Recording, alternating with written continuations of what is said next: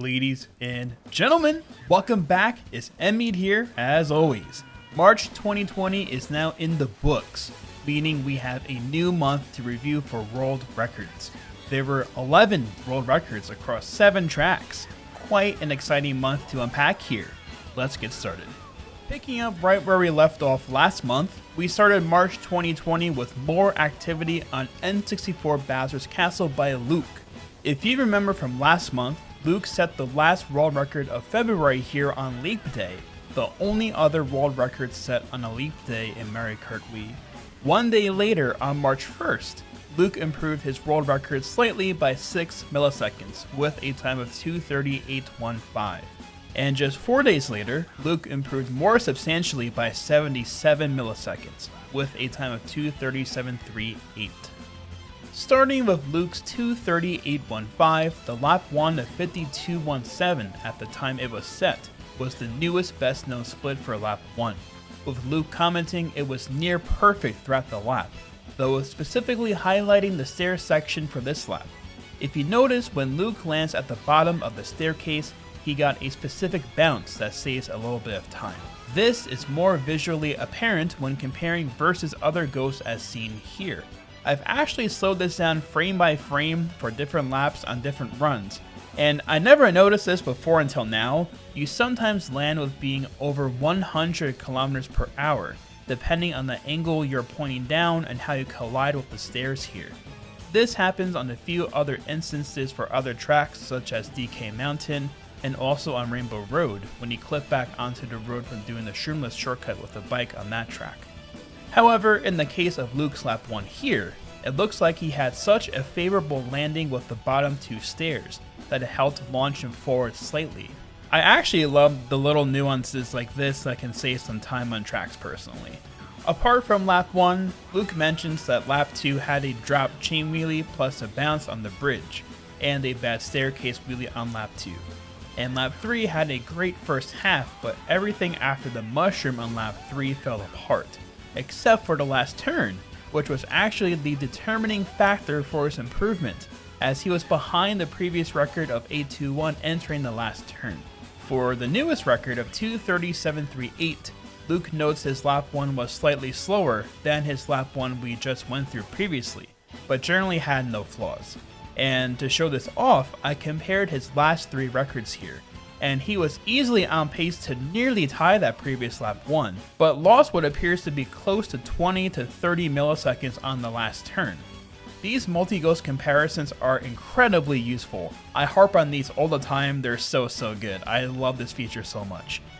Luke mentions lap 2 had a flat chain wheelie but had a wide line into the first turn, and more specifically had a bad mushroom and bounces on the last turn.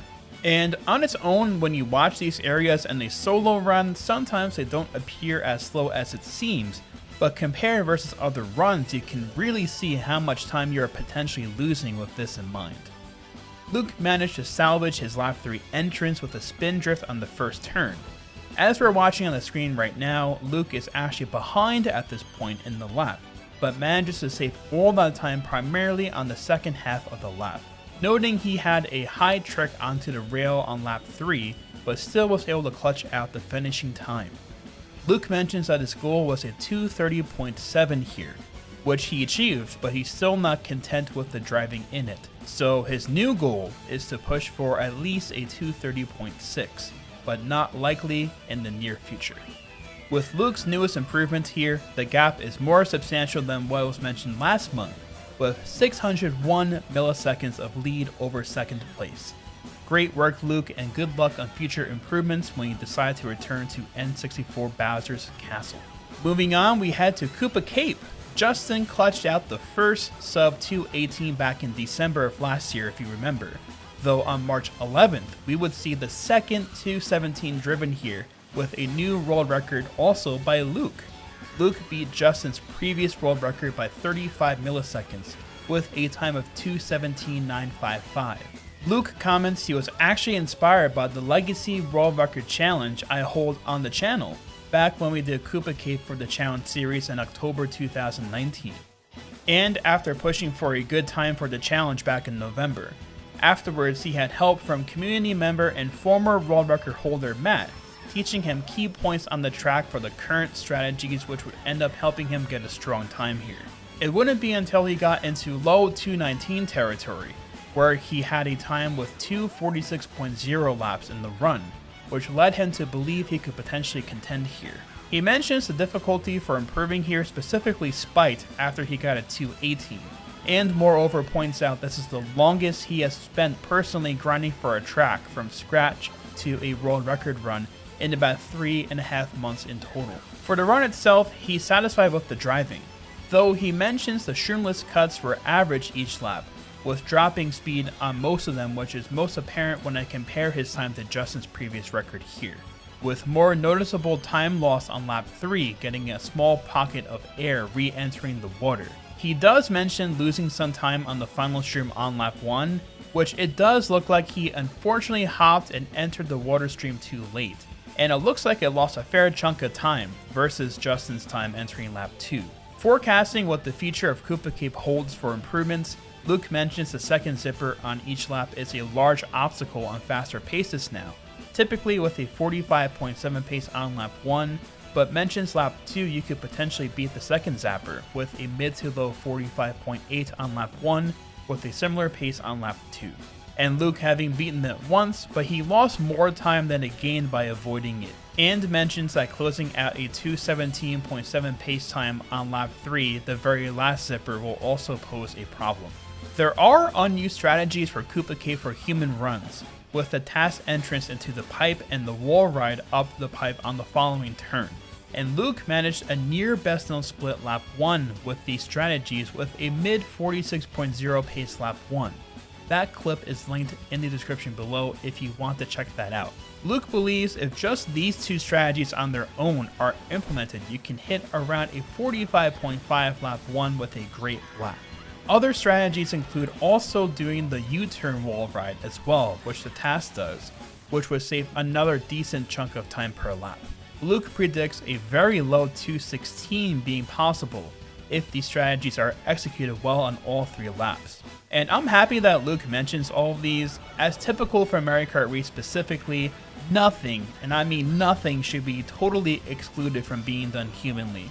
I've seen just so many things at this point being deemed possible or unrealistic to be done from the very beginning of this game's history. So I definitely think at some point down the line, someone will start going for these strategies. And most of the time, it quite literally takes just one person to start doing attempts of some of these strategies, and eventually it leads to improvements and more players following suit along the way. Luke may return here in the future, but we'll leave this where it is currently. With that being said, this is Luke's 10th world record he simultaneously holds as of present day, being the 3rd person to do so, with Fox doing this before him several years back, peaking at 12 world records briefly if my memory serves me right, and the first person being Yaviron back in 2008. Congrats here, Luke, and good luck on improvements whenever you return here in the future. Next up, we head to the next track in the Star Cup after Koopa Cape actually, with some Maple Treeway no glitch activity. In the month of March 2020, we saw the return of Demon to do some more damage here. On March 14th, he improved his previous world record twice. First with a time of 2:15.588, beating his previous world record by 51 milliseconds that was set back in May of 2018. Later on the same day actually, he had a smaller improvement by 17 milliseconds with a time of 2:15.571. 8 days after that, on March 22nd, Demon had a bit of a bigger time cut of 38 milliseconds with a time of 2:15.533. 6 days after this though, Demon would have a massive improvement of almost 700 milliseconds, 697 milliseconds, becoming the first person to sub 2:15 on Maple Treeway no glitch with a time of 2:14.836. We have a lot to unravel here, so let's start from the top with his first improvement. Demon comments his general approach to runs at this point was to go for a 1-for-3 turn skip run if his first one was a fast one, which he did have in the 2:15.588. And not to worry everyone, I'll go through what Demon means by fast turn skips here in a little bit. Demon goes on to mention, in his own words, that lap 2 hurts its entire existence, but raced an incredible lap 3, which is his personal best split, which is absolutely incredible. Hitting a 45.007 lap with no turn skip is such just a monster of a lap. It's really hard to convey just how awesome of a lap that is that Demon drove the clutch out this run. I love Demon's comments for this, oh my gosh. Demon says, do you know the awful icebreaker games you have to play in school, like saying 2 truths and 1 lie? Stuff like this, which I assume he means this improvement, makes for an easy truth to trick people with. Oh man. Demon had a high turn skip on lap 1, which Demon mentions he has gotten better at knowing how to optimally salvage these types of turn skips. And if we look closer, we notice that Demon wheelies before getting airtime into the half pipe, which ends up giving faster airtime and a better line for a mini turbo once he lands. With more of Demon's legendary commentary and Demon's own words, he called upon Joji for a lap 2 turn skip, which he absolutely nailed here, which is an unforgettable moment for him, and he will remember this run for years to come for that simple reason. Incredible. Demon says this run on its own with this moment, it helps solidify for him that he is really cut out to get a 3-for-3 turn skip run here, and that he will stop at nothing until he does so. Also a fun little comment for the 2:15.571, Demon was happy that Sort of Seals sang another song cover for one of his runs. The recording of Demon's run is also in the description if you want to check that out. Before we highlight the 2:15.533, Demon mentions he actually ties this 2:15.571 with another 2:15.571 after he set the 533 run, which that is incredible. For Demon's 2:15.533, Demon mentions he did not need to double hop after the turn skip, and this maneuver lost quite a bit of time, estimating around 300 milliseconds. I appreciate what Demon comments next actually, since I use almost the same visual marker and timer indicator for this strategy too. Demon states he generally looks at the timer right as he goes across the little bridge on the straightaway to know his pace for the triple net, which he nailed this lap. Laps 2 and 3 were solid driving for Demon, but comments his U-turns were, again in Demon's words here, absolute garbage. But notes the only reason this was an improvement altogether is because of the last trick before the finish line, not needing to realign like he does in his previous improvement, which we can see here. He was trailing into the very end, but a cleaner ending clutched out his 3rd improvement this month. Now we come to the landmark time of the first 2:14 from Maple Treeway no glitch by Demon this month. Demon mentions this run specifically was his fastest pace he had at the time of this record being set. He does not mention if this was his first time getting a 2-for-3 turn skip run into lap 3 having 1 mushroom left over, but he highlights the significance of this in of itself. Demon mentions he had a previous fail before this run of a 2-for-3 turn skip run, but lap 1 was using 2 mushrooms, with a pace of 44.4 and a 44.3, and that fail is linked in the description below if you want to check that out. For this run, however, Demon highlights he did not even hop after hitting the wall during the turn skip, but since he got airtime, it kept that horizontal momentum, and he was able to drift immediately anyway. Demon is unsure whether this is actually faster or slower compared to a quote-unquote normal turn skip, like in comparison to the one he pulls off on lap 2, which Demon explains this was a beautiful turn skip and is a prime example of the quote-unquote 2 frame perfect hops to maintain the horizontal momentum for the recovery. For lap 3, the lap was driven like a 45.0 non-turn skip lap, but unfortunately he lost all of his time after the U-turn, which is very rare to happen for him compared to messing up the U-turn altogether. The aftermath after the U-turn was a drop chain wheelie, a double net, and a realignment into the final ramp. Demon mentions he has even more detailed feedback of his runs in the description of each of his improvements, which I'll leave links for in the description below. Looking forward to the future of what Maple Treeway no glitch holds, Demon mentions hitting a 44.3261 shimmer on lap 1. and mentions a 43 lap can happen for laps 2 and 3. He also states this is before we even consider doing the shroomless turn skip, which could provide even more time save, although much more difficult. Demon's current goal is a 2:13 and then a 2:12, and ultimately trying to beat Troy's first glitch world record on Maple Treeway, which was a 2:12 to a 3 way back in September of 2012.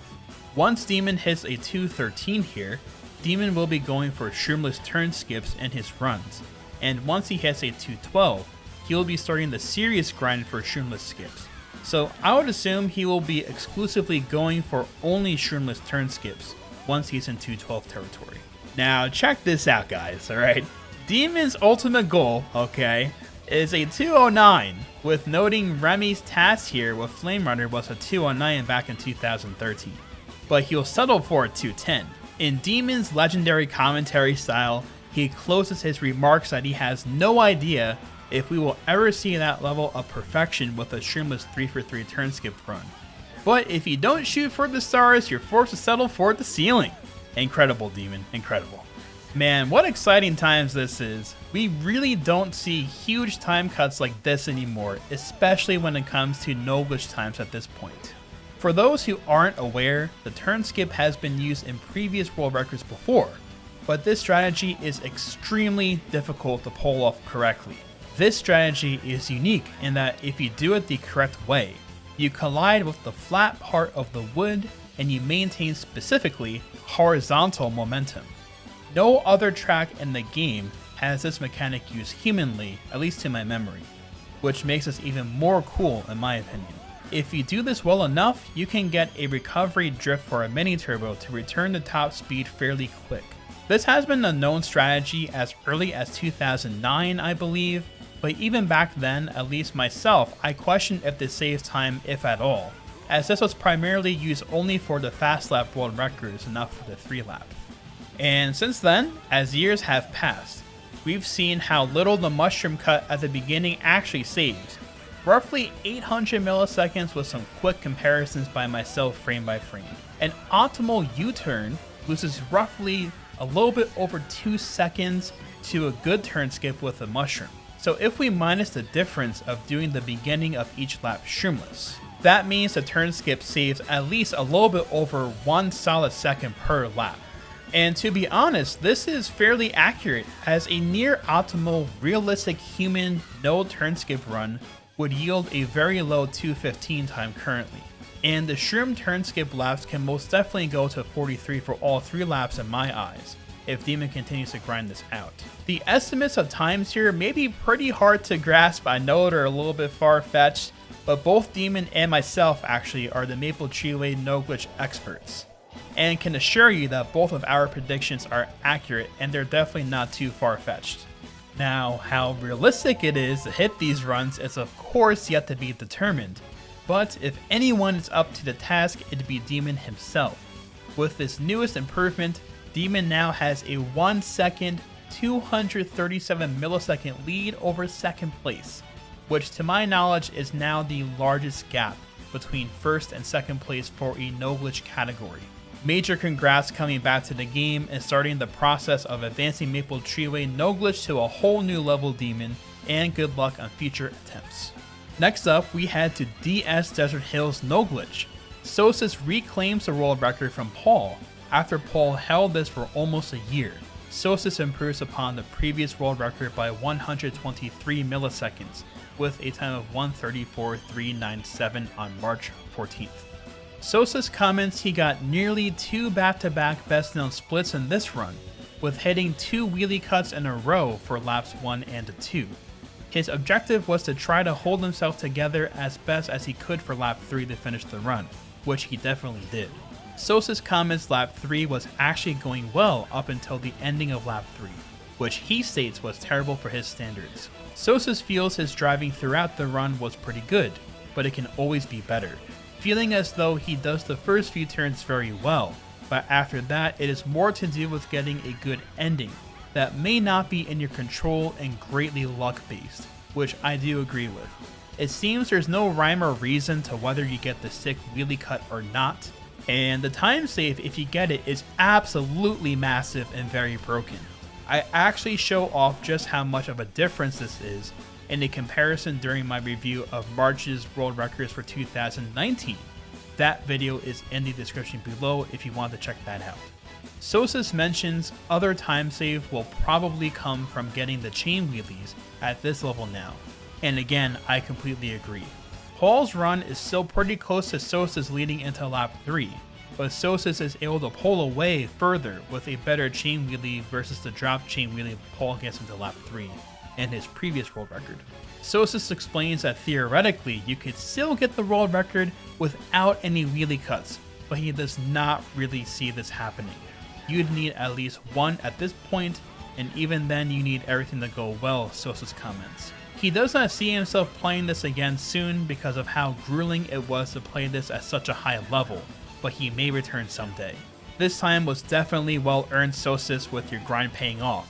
Congrats on such a monster of a run. It's so weird to see a 134.3 time here now. Seeing a low 135 here years ago seemed crazy in of itself, but seeing where it is now is something else. Good luck if you decide to return here in the future as mentioned.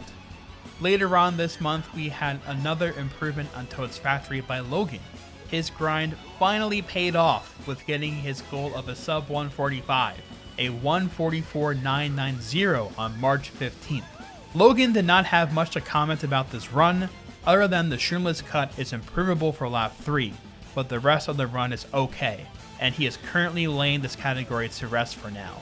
The last few months, I summarized what the Toad's Factory boss clip category entails as far as this being a cycle dependent run, and what is left to do for further improvements here. As I mentioned last month, the biggest change to make for further runs here is to go for the boss clip on laps 2 and 3 instead of laps 1 and 3, as you will have one mushroom left over to do the lake cut on lap 3, which will save some time as opposed to a shroomless lake cut. With that said, big congrats Logan for sticking with your grind and seeing out your goal of 144 here. Awesome stuff. Now, like a lot of these tracks from before this month, we had a continuation of activity from last month, now on Coconut Mall No Glitch by Breakson. Breakson improved his previous world record he set last month by 33 milliseconds, with a time of 155.675 on March 24th, setting the first 155.6 here. Getting Breakson's feedback here, Breakson says this run definitely is the best run he has gotten in terms of the driving overall. Breakson comments his lap 1 was pretty good, mentioning the upward spiral is the only thing that isn't as good as he'd wanted to, and cost a 38.3 lap 1. On lap 2, it started with a drop chain wheelie and a below average escalator, which you can see Breakson went from off-screening his previous world record into lap 2, to losing most of that time save in the very beginning here. Besides this, Breakson feels the lap was very good overall, and I definitely agree, especially hitting a 38.6 lap 2 with that time loss in the beginning. That's incredible. Breakson does comment that he did the infi side tricks a little bit differently this lap compared to the other laps, which this is a simple backup strategy if he's facing too far right after the first trick, as if he were to go for the normal strategy, he would hop right and miss the fountain completely. He also highlights that the last turn of lap 2 was very good, which is one of the most important parts of the lap, so this was a plus in his eyes. On lap 3, it started off with a half chain wheelie, but due to the way the stairs are, he got air, and it was pretty much the same as getting a drop chain wheelie in terms of the speed difference from what he had lost. The shroom cut and the low trick exiting the little lip was good, but he bounced slightly from the landing, causing to miss his first wheelie input, and he had to wait a little bit longer to do another one. The final escalator was good, getting minimal air, and the rest of the lap he was nervous, facing too far left entering the infi tricks, so he had the wheelie turn to correct himself, with the second one also being pretty bad, but it did not cost him all that much time. Overall, Breakson feels there's definitely a lot more he can do here, with his lap 1 in this run being the strongest lap by far, and recently improving his best lap 1 now to a 38.325, which that is improvable by a decent amount in a future run. Breakson is going to be playing some other tracks as a small break from Coconut Mall for now, however, as Breakson mentions that playing this exclusively for about 4 months has gotten to him at this point, but he will still play it pretty often as he still wants a mid 155.5.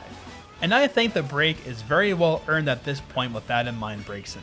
So congrats on your improvements here recently, and good luck on future improvements when you decide to pick this up again. Wrapping up March 2020, we had our last world record being on Mushroom Gorge Glitch. Bryce improved upon his previous world record by a large margin, 469 milliseconds, and getting the first 20-second time on Mushroom Gorge Glitch, with a time of 25:34 on March 30th.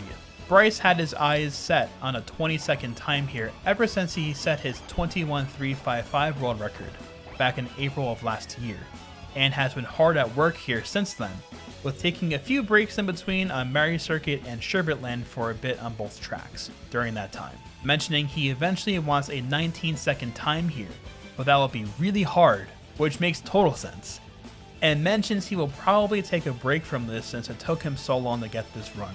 For this run, Bryce mentions laps 1 and 2 were nothing special at all, but not terrible either, and mentions lap 3 completely carried the run as it is his best lap ever. Bryce explained a few nuances with how lap entrances works here, which were cool to learn. Bryce says he had a delayed lap 3 count, which is similar to Idris's 21:015 world record. The lap 3 counts later as they are higher up on the mountain and they don't hit the pole into the lap, making lap 3 faster and lap 2 slower, but feels ultimately this is faster overall. With explaining this, Bryce keeps track of his best splits in a particular way based on how he completes each lap. Bryce explains he can finish a lap by sticking to the wall, which is the most common way, but also the slowest. And the second way is by being in the air as you complete the lap, which lets you not have to go as far out before turning, like a wall stick transition, which this has not been done in a world record run yet, he mentions, being the hardest method and is barely faster than a really good run with air. This is his table of his best laps he has tracked with the different methods as mentioned, which is cool to see, each combination being tracked. Bryce mentions this particular new record here is with a stick and delayed entrance, which is on the bottom row of Bryce's chart, and notes the lap 3 best known split is a 4.466 by Idris. Congrats on reaching your initial goal of a 20-second time here, Bryce. Your grind has paid off. Good luck on future improvements when you decide to return here. And that's all, folks. That was a lot to go through for an awesome month of Mario Kart Wii Time Trials in 2020. This notches the 2020 world record tally to 25 thus far. A great start for 2020, I'd say. Congratulations to all the players for their respective improvements again, and thank you as well for your interesting and valuable feedback. I hope beyond keeping up with the monthly activity, you guys enjoyed the explanations by the players who have set their records and learned something along the way. If you guys enjoyed this series and would like to see more content like this, be sure you're subscribed to the channel to keep up with new uploads, and thumbs up the video as this helps with the growth of the channel. Thank you as always for your support. I'll be seeing all of you guys next month, where we will review the world record activity for April 2020. Take care.